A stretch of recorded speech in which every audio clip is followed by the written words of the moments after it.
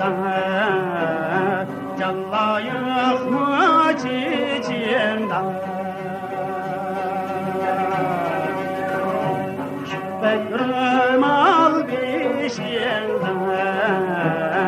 canlayık mı çiçeğinde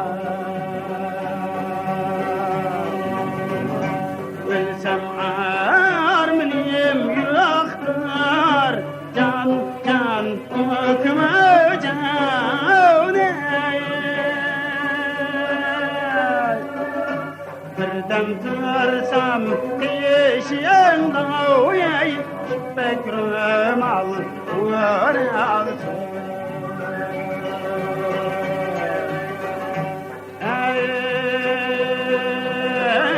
Yar beni ağlansın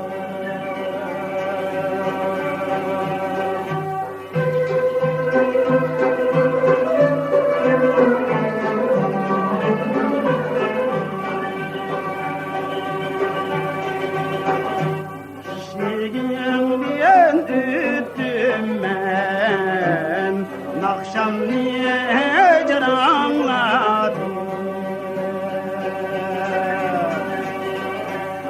Şiirin üttüm ben Nakşam niye canladım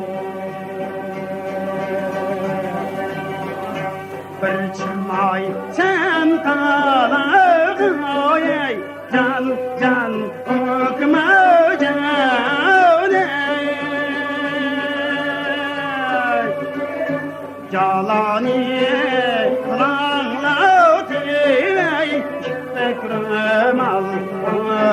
alsın Ey yar beni